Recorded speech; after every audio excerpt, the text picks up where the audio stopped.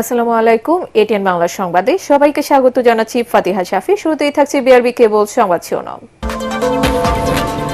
এক বছরের মধ্যে রোহিঙ্গাদের দেশে ফেরত পাঠানোর অঙ্গীকার জাতিসংঘ মহাসচিবের। প্রতিবেশী দেশগুলোকে কক্সবাজারের অর্থনৈতিক সম্ভাবনাকে কাজে লাগানোর আহ্বান প্রধান উপদেষ্টার।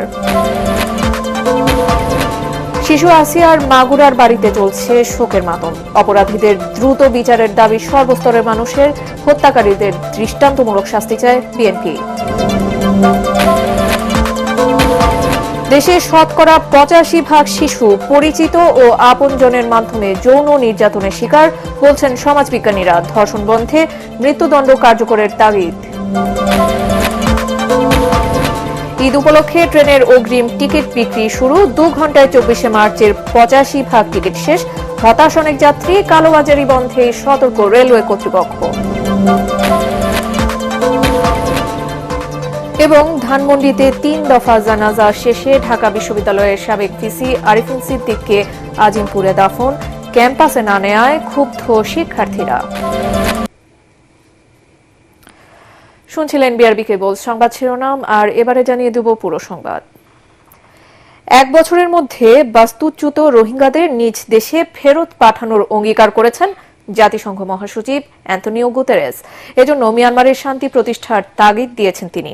কক্সবাজারের রোহিঙ্গা ক্যাম্প পরিদর্শনের সময় জাতিসংঘ মহাসচিব রোহিঙ্গাদের মানসম্মত জীবনযাপন ও খাদ্য নিরাপত্তা নিশ্চিতে সব ধরনের সহযোগিতার আশ্বাস দেন। এজন্য আন্তর্জাতিক সম্প্রদায়ের কাছে আওয়াজ তোলার প্রতিশ্রুতিও দেন তিনি। একরামুল হক সাইমের রিপোর্ট।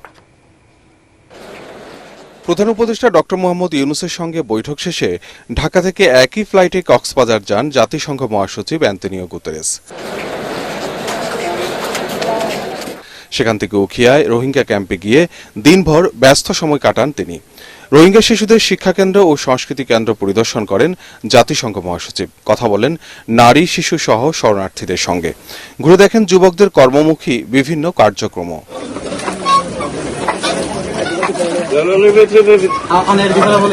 পরে কথা বলেন সাংবাদিকদের সঙ্গে। বলেন ক্যাম্প পরিদর্শন করে তিনি স্পষ্ট বুঝতে পেরেছেন নিজ দেশে ফিরতে উদ্গ্রীব রোহিঙ্গারা। আশ্রিত রোহিঙ্গা জনগোষ্ঠী মিয়ানমারে ফিরে যেতে চায়। আন্তর্জাতিক সম্প্রদায়কে অবশ্যই মিয়ানমারে শান্তি পুনঃপ্রতিষ্ঠা নিশ্চিত করতে হবে এবং রোহিঙ্গাদের অধিকার নিশ্চিত করে কোনো ধরনের বৈষম্যের শিকার তারা যেন না হয় সেই দিকে লক্ষ্য রাখতে হবে। একই সাথে রোহিঙ্গা শরণার্থীদের মানসম্মত জীবনযাপন নিশ্চিত করার প্রসঙ্গেও কথা বলেন অ্যান্তনিও গুতেরেস। রোহিঙ্গারা আরো ভালো পরিবেশ চায় ক্যাম্পে। দুর্ভাগ্যবশত যুক্তরাষ্ট্র সহ অন্যান্য অনেক দেশ সম্প্রতি নাটকীয়ভাবে মানবিক সহযোগিতা কমিয়ে দিয়েছে। আমি প্রতিশ্রুতি দিয়েছি আমি আমার জায়গা থেকে সর্বোচ্চ চেষ্টা করব। যত দেশ সম্ভব আমি কথা বলবো যাতে করে ফান্ড পাওয়া যায় এবং এর থেকে আরো খারাপ পরিস্থিতি যেন না আসে। নিরাপদে নিজ দেশে ফিরে যেতে ও ক্যাম্পে মানসম্মত জীবনযাপনে জাতিসংঘ মহাসচিব অ্যান্তনিও গুতেরেসের কাছে নিজেদের বক্তব্য তুলে ধরেন রোহিঙ্গা শরণার্থীরা। পরে শরণার্থী ক্যাম্পে লাখো রোহিঙ্গার সাথে একসাথে ইফতার করেন প্রধান উপদেষ্টা ডক্টর মোহাম্মদ ইউনূস ও জাতিসংঘের মহাসচিব অ্যান্তনিও গুতেরেস। ইকরামুল হক সায়েম, এটিএন বাংলা। নেপাল, ভুটান ও ভারতের 7 সিস্টার্সের সমুদ্র নেই। তারা বাংলাদেশের বিশাল সমুদ্র ব্যবহার করে লাভবান হতে পারে বলে মন্তব্য করেছেন প্রধান উপদেষ্টা ডক্টর মোহাম্মদ ইউনূস। কক্সবাজারে স্থানীয় জনগণের সঙ্গে মতবিনিময়কালে তিনি কথা বলেন। ডক্টর ইউনূস বলেন, বিশ্বব্যাপী ব্যবসা বাণিজ্যের বিকাশে সমুদ্রপথ সবচেয়ে গুরুত্বপূর্ণ, তাই দেশের অর্থনীতিতে কক্সবাজারের ভূমিকা অপরিসীম। একই সাথে দেশে উৎপাদিত লবণ বিদেশে কোন কোন দেশে রপ্তানি করা যায় সেই সম্ভাবনাও খুঁজে বের করার তাগিদ দেন তিনি।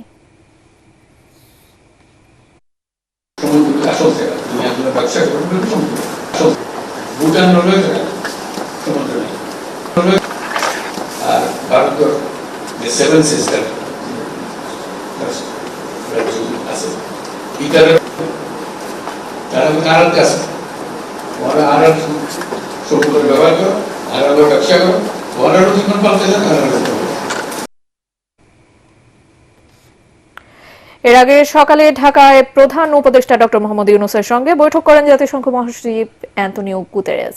এ সময় বাংলাদেশের জনগণের জন্য টেকসই ও ন্যায়সঙ্গত ভবিষ্যৎ গড়ে তুলতে চলমান সংস্কার কাজে পাশে থাকার অঙ্গীকার করেন তিনি।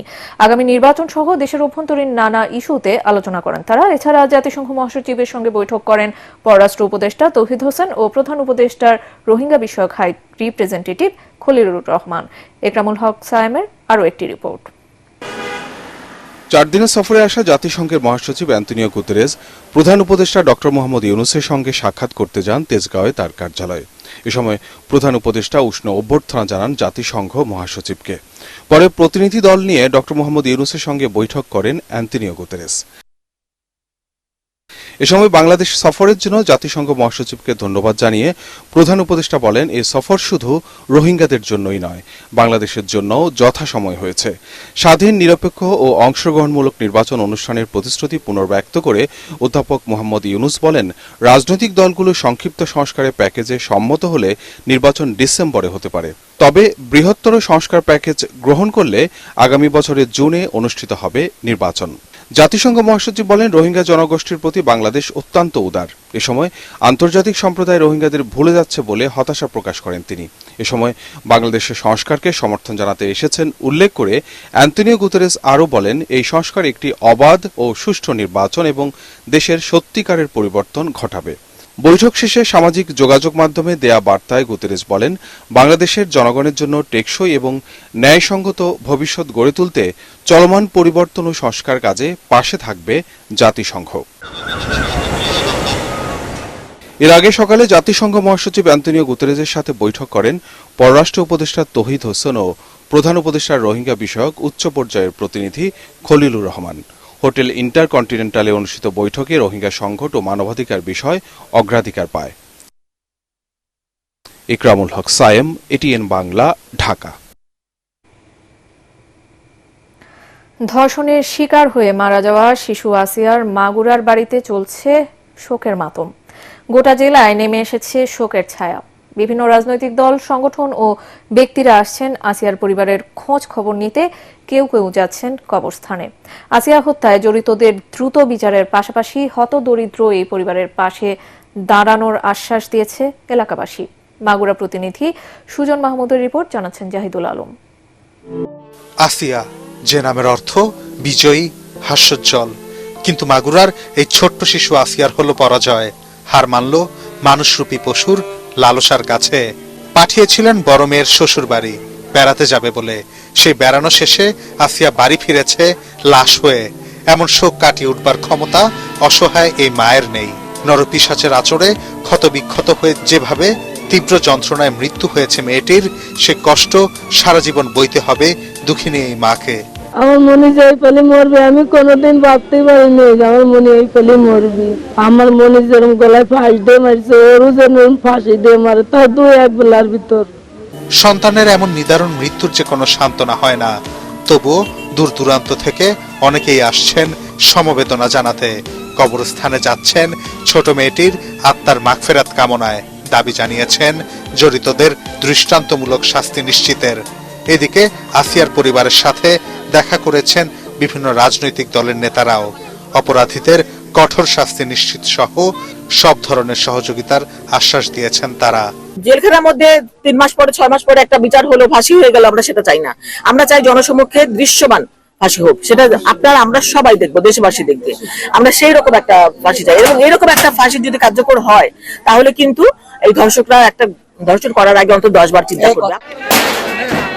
এর আগে বৃহস্পতিবার রাতে ধর্ষক হিটু শেখের বাড়িতে বিক্ষুব্ধ জনতার অগ্নিসংযোগের পর শুক্রবার সেটি গুড়িয়ে দিয়েছে এলাকাবাসী।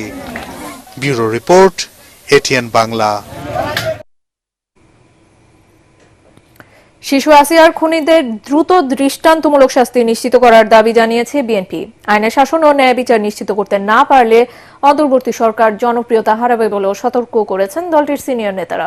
রাজধানীতে আলাদা অনুষ্ঠানে তারা অভিযোগ করেন, পতিত স্বৈরাচার শেখ হাসিনা ভারতে বসে দেশকে অস্থিতিশীল করতে প্রতিনিয়ত নানা ষড়যন্ত্র করে যাচ্ছে। মইনুল হাসান জানাচ্ছেন বিস্তারিত। মোসাম্মদ ফাতেমা আক্তার। পতিত স্বৈরাচার শেখ হাসিনার আমলে দুর্নীতি, দুঃশাসন, আইনের শাসন না থাকার রেশ এখনো সমাজে বহাল রয়েছে বলে অভিযোগ করা হয় বিএনপির সংবাদ সম্মেলনে। নয়াপল্টনে দলের কেন্দ্রীয় কার্যালয়ে সংবাদ সম্মেলনে দলের সিনিয়র যুগ্ম মহাসচিব রুহুল কবির রিজভী শিশু আসিয়া হত্যার বিচার দাবি করে বলেন, সেল গঠন করে সারা দেশে নির্যাতিত নারী ও শিশুদের পাশে দাঁড়াবে বিএনপি। নির্যাতিত আসিয়াকে ধর্ষণের পর মৃত্যুর বিষয়টি কোনো মতেই দেশবাসী মেনে নিতে পারছে না। বর্তমান শাসনকালে মানুষের প্রত্যাশা ছিল সারা জাতিতে তৃণমূলে অতি দ্রুত আইনের শাসন বলবৎ, কিন্তু প্রশাসনের শ্লথ ও ঢিলেঢালা আচরণের কারণে সমাজে দুষ্কৃতিকারীরা নানাভাবেই আশকারা পাচ্ছে। মানুষের সমবেত ধ্বনি ন্যায় বিচার নিশ্চিত করা, কিন্তু সেটি যদি অনুপস্থিত থাকে তাহলে অন্তর্বর্তীকালীন সরকারের গ্রহণযোগ্যতা হ্রাস পেতে থাকবে। আইনের শাসনের শক্ত কাঠামো তৈরি করা হলেই ন্যায় বিচার নিশ্চিত হবে। অবিলম্বে জোরালো দাবি করছি, ধর্ষণে নির্যাতিত শিশুর মৃত্যুতে হত্যাকারীদের দৃষ্টান্তমূলক শাস্তি অতি দ্রুত নিশ্চিত করা হবে। এদিকে জাতীয় প্রেস ক্লাবের সামনে প্রতিবাদ সমাবেশে বিএনপির সিনিয়র নেতারা অভিযোগ করেন, গণহত্যাকারী শেখ হাসিনাকে আশ্রয় দিয়ে বাংলাদেশের মানুষের বিরুদ্ধে অবস্থান নিয়েছে প্রতিবেশী ভারত। পালিয়ে গেছেন, পালিয়ে থাকেন। 18টি স্টিলের বাক্স করে বাংলাদেশের ধন দৌলত, ডলার, রুবেল সব নিয়ে গেছেন।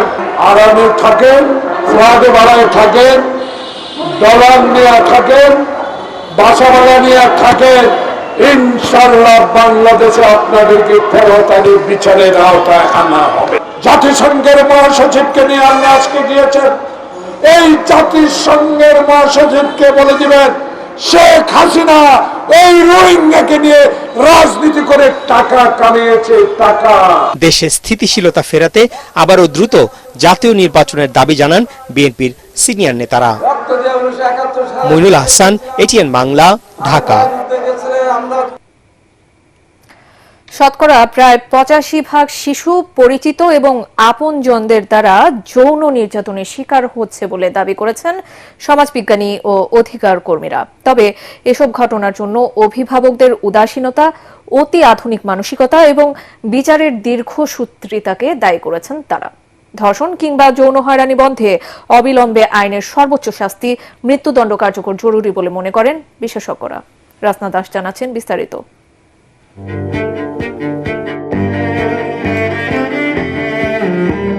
বোনের শ্বশুরবাড়িতে বেড়াতে গিয়ে ধর্ষণের শিকার 8 বছরের শিশু আসিয়াকে জীবন দিতে হলো। তার এই অকাল চলে যাওয়া কাঁদিয়েছে পুরো দেশকে। আপন দুলাভাইয়ের বাবার লালসার শিকার শিশু আসিয়ার ঘটনা মেনে নিতে পারছেন না কেউ। তাই বিক্ষোভ, প্রতিবাদ এবং বিচারের দাবিতে উত্তাল সারা দেশ।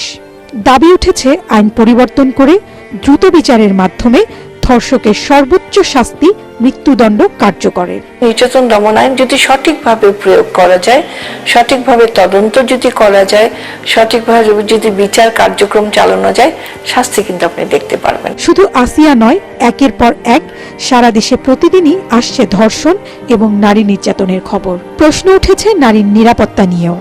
বাংলাদেশ মহিলা পরিষদ এবং আইন ও সালিশ কেন্দ্রের তথ্য বলছে, গেল ফেব্রুয়ারি মাসে ধর্ষণের ঘটনা ঘটেছে 57টি। এর অধিকাংশই শিশু কিশোর। নারীর প্রতি দৃষ্টিভঙ্গি, নারী বিদ্বেষী দৃষ্টিভঙ্গি, নারীকে নানাভাবে হেনস্থা করার যে একটা বিষয়গুলো এই সময়টা কিন্তু বেড়ে গেছে। এইটা অস্বীকার করার কোনো উপায় নেই। এই ধর্ষণের ঘটনাটি যদি আমি জানান দিই, তাহলে এটির সমাজের কোনো প্রতিকার পাওয়া যাবে না, বরং উল্টো সেই নারীর প্রতি ভবিষ্যতে আরো স্টিগমা চলে আসবে। এই যে আমরা কার্পেটের নিচে ময়লাগুলো ঢেকে দিচ্ছি, যার ফলে জমতে জমতে নারীরা ক্রমশ, আমরা পুরুষতান্ত্রিক সমাজ দর্শনের কারণে ক্রমশ আমরা নারীরা একটি বস্তুতে পরিণত হচ্ছে এবং এটি নির্যাতনের শিকার হচ্ছে। নানা কারণে ধর্ষণ ও নারী নির্যাতনের মতো অপরাধের কারণে ভুক্তভোগীরা আইন শৃঙ্খলা বাহিনীর কাছে যায় না। তবে সাম্প্রতিক অবস্থার কিছুটা পরিবর্তন হয়েছে।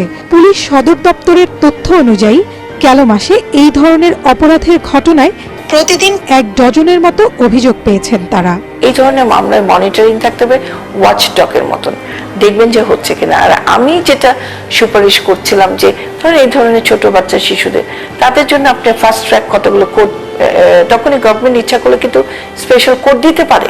তবে জাতীয় মানসিক স্বাস্থ্য ইনস্টিটিউটের তথ্য বলছে শতকরা প্রায় 85% ক্ষেত্রেই নিকট পরিচিত জনদের দ্বারা শিশু যৌন নির্যাতনের শিকার হয়। যুবতী নারীরা বা বিভিন্ন পর্যায়ের নারীরা, শিশুরাও তারা প্রথমেই আঘাতপ্রাপ্ত হয় পরিবারের খুব ক্লোজ কর্নারের লোকদের কাছ থেকে। সমাজের যে চলমান যে দৃষ্টিভঙ্গি, এগুলোকে বিবেচনায় নিয়েই আসলে তার শিশুকে কিভাবে সে সুরক্ষা দিবে সেটার ব্যাপারে তাকে করতে, এবং শিশুকেও তার শিখাতে হবে। শিশুকে কোনো কথা সে গোপন করবে না, শিশুও গোপন করবে না, তিনি নিজের পরিবারও গোপন করবে না।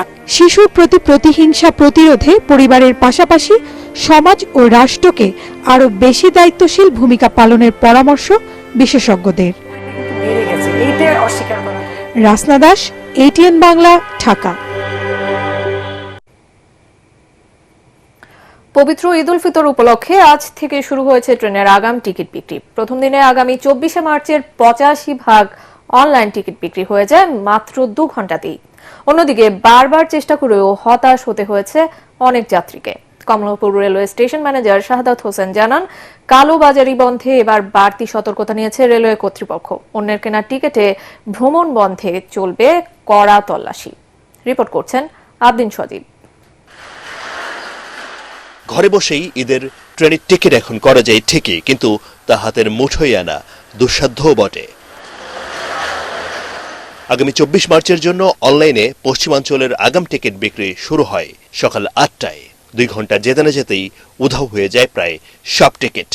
রেল কর্তৃপক্ষ বলছে একটি সিটের বিপরীতে চেষ্টা করছেন অনেকেই, কেউ পাচ্ছেন, বেশিরভাগই পাচ্ছেন না। এটা একটা চেকিং এর যে ব্যবস্থা ওটা রাখা উচিত, কারণ হচ্ছে সেক্ষেত্রে একজনের এনআইডি ইউজ করে আরেকজন প্রতারিত হবে না। এটা মানে 100% শিওর যে সামহাও মানে ওরা কিন্তু এটা মানে হোল্ড করে রাখতে পারে। এখন যেমন আমরা 10 দিন আগে যদি কাটি, অনেক সময় দেখা যায় যে সকাল উঠে যদি কাটতে বসি, খুব লাকি হলে পাওয়া যায়। কমলাপুরের স্টেশন ম্যানেজার শাহাদাত হোসেন বলেন, যাত্রীদের সেবা নিশ্চিতে এবার ঈদ যাত্রায় 5 জোড়া বিশেষ ট্রেন চলবে। প্রতিদিন 33,000 সিটের বিপরীতে 55,000-এর মতো যাত্রী যাতায়াত করতে পারবেন।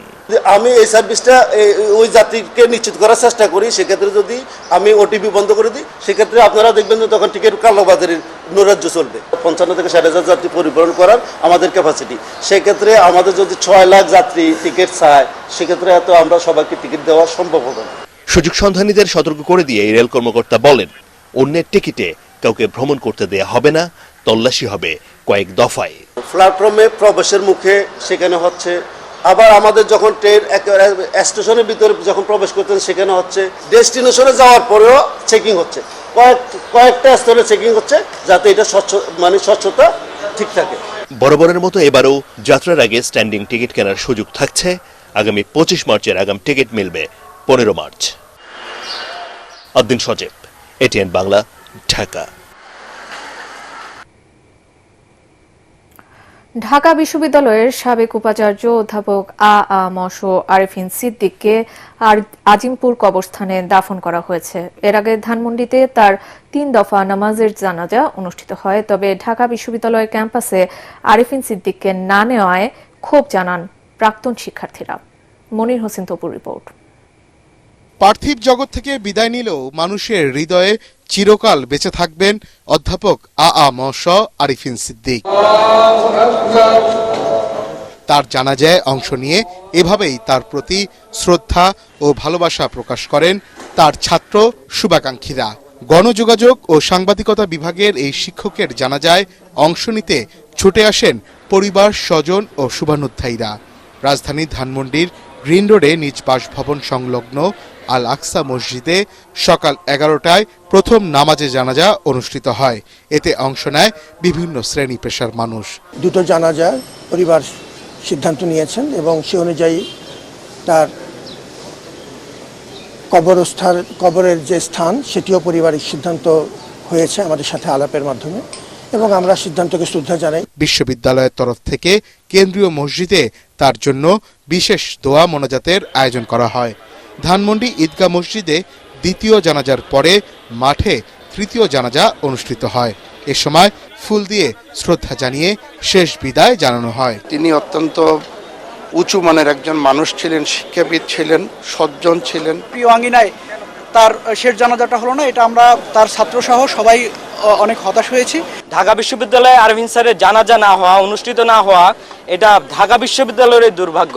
আরফিন স্যার তার শত শিক্ষার্থীর হৃদয়ে, ঢাকা বিশ্ববিদ্যালয়ের হৃদয়ে স্যার থাকবেন। পারতেন কিংবা পারতেন না সেটা বড় কথা নয়, অনেক ক্ষেত্রে হয়তো তার সীমাবদ্ধতা ছিল, কিন্তু তারপরেও তিনি সব জায়গায় চেষ্টা করতেন, এটা তার একটা বড় গুণ ছিল। বিশ্ববিদ্যালয় থেকে তারা বলেছিলেন আমাদেরকে, যেহেতু এখন আসলে রোজার সময় আমরা বেশিক্ষণ লাশটা রাখতেও চাচ্ছিলাম না, আমরা সর্বাত্মক সাপোর্ট পেয়েছি। যে সমস্ত ইউনিভার্সিটিগুলো ছিল, যে সমস্ত হেলথ কেয়ার ইনস্টিটিউট ছিল, তারপরে ঢাকা ইউনিভার্সিটির কাছ থেকে আমরা সব ভালো সাপোর্ট পেয়েছি। পরে আজিমপুর কবরস্থানে মরহুমকে দাফন করা হয়। বৃহস্পতিবার রাজধানীর ইব্রাহিম কার্ডিয়াক হাসপাতালে চিকিৎসাধীন অবস্থায় মৃত্যুবরণ করেন প্রখ্যাত এই শিক্ষাবিদ। মনির হোসেন তপু, এটিএন বাংলা, ঢাকা। ঢাকাস্থ নাটোর জেলা সমিতির ইফতার ও দোয়া মাহফিল অনুষ্ঠিত হলো রাজধানীর মিরপুরে। সন্ধ্যায় মিরপুরের পুলিশ স্টাফ কলেজের কনভেনশন সেন্টারে আয়োজিত অনুষ্ঠানে প্রধান অতিথি ছিলেন বিএনপি নেতা ও সাবেক উপমন্ত্রী অ্যাডভোকেট রুহুল কুদ্দুস তালুকদার তুলু। এ সময় ঢাকাস্থ নাটোরের বিভিন্ন পেশাজীবীরা অংশ নেন। ইফতার অনুষ্ঠানে প্রধান অতিথির বক্তব্যে রুহুল কুদ্দুস তালুকদার তুলু বলেন, দেশের স্থিতিশীলতা ফেরাতে দ্রুত জাতীয় নির্বাচনের মাধ্যমে নির্বাচিত সরকারের হাতে ক্ষমতা হস্তান্তর করতে হবে। এ সময় বিএনপি চেয়ারপারসন বেগম খালেদা জিয়ার সুস্বাস্থ্য কামনা করে দোয়া করা হয়। রাজধানীর মিরপুরের পল্লবীতে বসবাসকারী আলেম ওলামা, শিক্ষক সমাজ, ব্যবসায়ী ও বিভিন্ন পেশাজীবীদের সম্মানে ইফতার ও দোয়া মাহফিলের আয়োজন করা হয়। এতে প্রধান অতিথি ছিলেন বিএনপির জাতীয় নির্বাহী কমিটির যুগ্ম মহাসচিব হাবিবুন নবী খান সোহেল। প্রধান বক্তা ছিলেন ঢাকা মহানগর উত্তর বিএনপির আহ্বায়ক ও বিএনপির জাতীয় নির্বাহী কমিটির ক্রীড়া বিষয়ক সম্পাদক আমিনুল হক। এ সময় জাতীয়তাবাদী স্বেচ্ছাসেবক দল কেন্দ্রীয় সংসদের সিনিয়র সহ সভাপতি ইয়াসিন আলী অন্যান্যের মধ্যে উপস্থিত ছিলেন।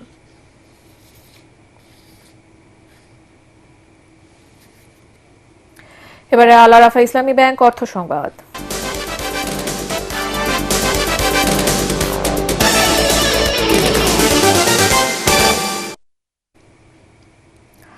হঠাৎ করেই অস্থির রাজধানীর চালের বাজার। গত এক সপ্তাহে মিনিকেট ও নাজিরশাইল চালের দাম কেজিতে বেড়েছে 8 থেকে 12 টাকা পর্যন্ত। এখনো কাটেনি ভোজ্য তেলের সংকট। অনেক কোম্পানি এখনো বন্ধ রেখেছে তেলের সরবরাহ। সবজির বাজারে কিছুটা স্বস্তি থাকলেও ইফতারে ব্যবহৃত সবজির দাম এখনো চড়া। হুমায়ুন চিস্তির রিপোর্ট। এবারের রমজানে সবজির বাজারে রয়েছে কিছুটা সহনীয় পর্যায়ে, তবে ইফতারে ব্যবহৃত সবজির দাম এবারেও চড়া। রোজার শুরুতে লেবুর দাম সেই যে বেড়েছে, এখনো তা কমেনি। প্রকারভেদে লেবু বিক্রি হচ্ছে 100 থেকে 160 টাকা হালি, বেগুন 80 থেকে 120, আর শশা 80 থেকে 100 টাকা কেজি। শুনতে অনেক কিছু শোনা যায়, কিন্তু বাজারে আসলে পরে তার সেই দামে কেনা যায় না। লেবু এক হালে হচ্ছে 140 টাকা এই লেবু, ওই যা জিজ্ঞেস করলাম 40 টাকা পিস। সাধারণ গরিবের শুধু একটাই দাবি যে দ্রব্যমূল্যের জিনিসটা ঠিক মতন রাখেন আপনারা, আমাদের আর কিছু নেই। সরকার চাইলেই করা সম্ভব হতো, যে কোনো সরকারই আসো, সরকার চাইলেই সম্ভব হতো যে কোনো জিনিসই। অনেক চেষ্টার পরেও গত কয়েক বছর ধরে নিয়ন্ত্রণে আনা যায়নি চালের বাজার। তবে গত এক সপ্তাহে নাজিরশাইল ও মিনিকেট চালের দাম অস্বাভাবিক হারে বেড়েছে। সবসময় রমজানের চালের বাজার একটু কমে থাকে, কিন্তু এই বছর আসি তো উল্টো হইলো। মিনিকেটের দাম বেশি বেড়ে গেছে অনেক, প্রায় কেজিতে 10 টাকা বাড়ছে। মেল মালিকে বলে ধান পাওয়া যায় না, ধানের দাম অনেক বেশি। রমজানের আগে 76-77 টাকা ওই চাইলে এখন বর্তমানে 83-84 টাকা কেজি পাইকারি বাজারে। এদিকে এখনো কাটেনি ভোজ্য তেলের সংকট। দোকানিরা জানান, সরবরাহ কিছুটা বাড়লেও এখনো পর্যাপ্ত তেল পাচ্ছেন না তারা। সিটি গ্রুপের তীর কোম্পানি কিছু তেল দিছে, এর আগের দিন বসুন্ধরা কিছু তেল দিছে, আর এখন পর্যন্ত এই রূপচাঁদা, তারপরে হচ্ছে পুষ্টি, অন্যান্য আদার্স কোম্পানি যারা আছে তারা এখনো তেল দিচ্ছে না। এখন যারা দিছে তাদেরটাও কিন্তু অ্যাভেলেবেল না, তারা আমাদের চাহিদা মতো দিতে পারতেছে না, 2-1 কার্টন করে দিচ্ছে আর কি। আমাদের যা চাহিদা ওই চাহিদা মোতাবেক আমরা পাচ্ছি না তেল। সব কিছু কিছু কোম্পানি আপনার দিচ্ছে, কিছু কিছু কোম্পানির কাছে তেল নাই বলতেছে। অর্ডার দিলে বলে যে এখনো তেল আসে নাই, তেল কবে আসবে তারও কোনো গ্যারান্টি নাই। পাকিস্তানি কক ও সোনালী মুরগির দাম কমলেও বাড়তি ব্রয়লার ও দেশি মুরগির দাম। গরুর মাংস বিক্রি হচ্ছে বরাবরের মতো 750 টাকা কেজি। হুমায়ুন চিস্তি, এটিএন বাংলা, ঢাকা। ঈদের দিনে ছুটির দিনে রাজধানীর শপিং মলগুলোতে জমে উঠেছে ঈদের কেনাকাটা। একসঙ্গে রকমারি পণ্য থাকায় রাজধানীর ইস্টার্ন মল্লিকায় ভিড় রয়েছে ক্রেতাদের। ছোট থেকে বড় সবার জন্য রকমারি পোশাকের পাশাপাশি ক্রেতাদের আগ্রহ বেশি শাড়ি ও পাঞ্জাবির দোকানে। ঈদ কেনাকাটা নিয়ে ঐশী গোস্বামী প্রমাণ রিপোর্ট। রমজানের প্রায় মাঝামাঝি, তাই এখন থেকেই অনেকের ভাবনা ঈদের পোশাক নিয়ে। সাধ্যের মধ্যে পছন্দের কাপড় কেনা আর ঈদে নিজেকে আকর্ষণীয়ভাবে সাজিয়ে তুলতে কেনাকাটায় ব্যস্ত হয়ে পড়ছেন অনেকেই। ঈদের কেনাকাটায় অনেকেই ভাবেন কোথায় একসঙ্গে থাকবে প্রায় সবকিছুই। তাই তো ছুটির দিনে ক্রেতাদের উপচে পড়া ভিড় দেখা গেছে রাজধানীর ইস্টার্ন মল্লিকায়। ঈদ কিংবা যে কোনো অনুষ্ঠানেই নারীদের প্রথম পছন্দ শাড়ি আর সালভার কামিজ। তবে এবারের ঈদে গরম থাকায় অনেকেই বেছে নিচ্ছিলেন সুতির পোশাক। মাত্র শুরু করলাম ওটা দিয়ে, এখন পর্যন্ত জাস্ট ওটা দিয়ে শুরু হলো, এখন পর্যন্ত আর কিছু কেনা হয়নি। ওই তো যা যা লাগে আর কি, সব কেনাকাটা হয়ে গেছে মোটামুটি। এই যে আমার আপুর সাথে আসছি, ভাগ্নিদের সাথে। বড়দের পাশাপাশি ছোটরাও বেছে নিচ্ছিল পছন্দের জামা, চুলের ব্যান্ড সহ বিভিন্ন ব্যাগস। জামা কোনটা পছন্দ হয়েছে? ব্ল্যাকটা কিনেছি, ঘড়ি কিনেছি। আর কি কি কিনবা? ড্রেস কিনেছো বলো? ড্রেস কিনেছি এখন, আর বেল কিনছি। আলহামদুলিল্লাহ বেচাকেনা খুব ভালো হচ্ছে। আজকে আল্লাহর রহমতে ভালো হচ্ছে বেচাকেনা এখন পর্যন্ত। বেচাকেনি এই মোটামুটি এক সপ্তাহ ধরে চলতে আছে আর কি। তবে ঢাকার বাইরের অনেক কাস্টমারই আসতে পারে না। এদিকে ক্রেতাদের আনাগোনায় বেচাকেনাও বেড়েছে বেশ। সামনের দিনগুলোতে বিক্রি আরো বাড়বে বলে প্রত্যাশা বিক্রেতাদের। ঐশী গোস্বামী প্রমা, এটিএন বাংলা, ঢাকা। এখন থাকছে আন্তর্জাতিক সংবাদ।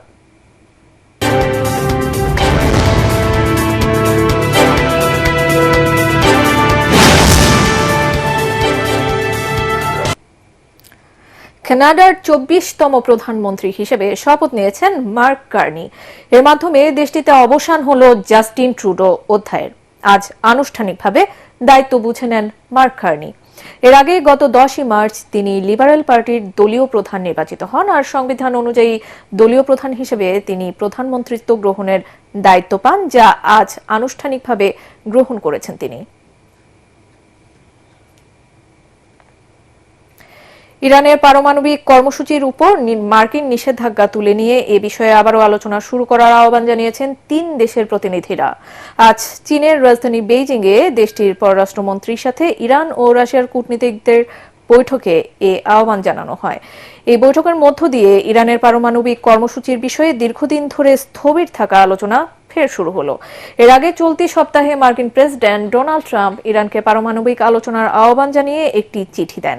এতে তিনি হুঁশিয়ার করেন, ইরান প্রত্যাখ্যান করলে সামরিক পদক্ষেপ নেওয়া হতে পারে। এমন প্রেক্ষাপটে আজ বেইজিংয়ে চীন ও রাশিয়ার প্রতিনিধিদের সঙ্গে বৈঠকে বসেন ইরানের পররাষ্ট্রমন্ত্রী আব্বাস আরাকচি। এই বৈঠক থেকেই যুক্তরাষ্ট্রকে ইরানের উপর থেকে নিষেধাজ্ঞা প্রত্যাহারের আহ্বান জানানো হয়।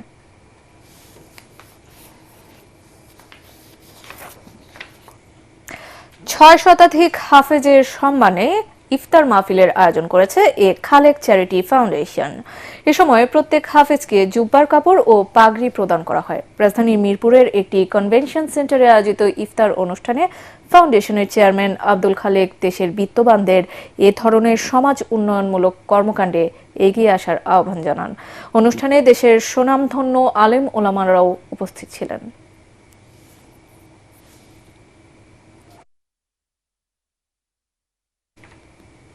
এখন থাকছে পার্টেক্স খেলার খবর।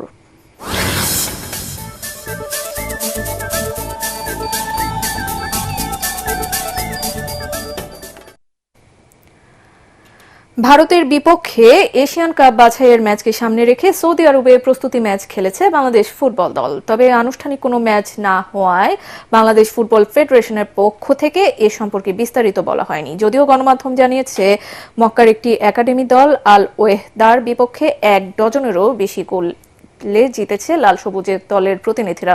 আগামী 25 মার্চ শিলংয়ে স্বাগতিক ভারতের মুখোমুখি হবে হ্যাভিয়ার ক্যাব্রেরার দল। সৌদি আরবের তায়েফে সেই ম্যাচকে সামনে রেখে এক সপ্তাহের বেশি সময় ধরে প্রস্তুতি নিচ্ছে জামাল ভুঁইয়ারা।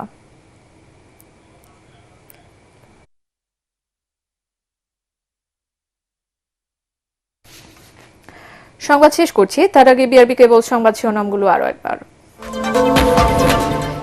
এক বছরের মধ্যে রোহিঙ্গাদের দেশে ফেরত পাঠানোর অঙ্গীকার জাতিসংঘ মহাসচিবের। প্রতিবেশী দেশগুলোকে কক্সবাজারের অর্থনৈতিক সম্ভাবনা কাজে লাগানোর আহ্বান প্রধান উপদেষ্টার। শিশু আসিয়ার মাগুরার বাড়িতে চলছে শোকের মাতম। অপরাধীদের দ্রুত বিচারের দাবি সর্বস্তরের মানুষের। হত্যাকারীদের দৃষ্টান্তমূলক শাস্তি চায় বিএনপি। দেশে শতকরা 85% শিশু পরিচিত ও আপনজনদের মাধ্যমে যৌন নির্যাতনের শিকার, বলছেন সমাজবিজ্ঞানীরা। ধর্ষণ বন্ধে মৃত্যুদণ্ড কার্যকরের তাগিদ। ঈদ উপলক্ষে ট্রেনের অগ্রিম টিকিট বিক্রি শুরু। 2 ঘন্টায় 24 মার্চের 85% টিকিট শেষ। হতাশ অনেক যাত্রী। কালোবাজারি বন্ধে সতর্ক রেলওয়ে কর্তৃপক্ষ। এবং ধানমন্ডিতে 3 দফা জানাজা শেষে ঢাকা বিশ্ববিদ্যালয়ের সাবেক ভিসি আরিফিন সিদ্দিককে আজিমপুরে দাফন। ক্যাম্পাসে না নেয়ায় ক্ষুব্ধ শিক্ষার্থীরা। আর এই ছিল এখনকার মতো। রইল পরবর্তী সংবাদ দেখার আমন্ত্রণ। এটিএন বাংলা সংবাদ ইউটিউবে দেখতে ব্রাউজ করুন youtube/ATN বাংলা নিউজ। সাথে থাকার জন্য ধন্যবাদ।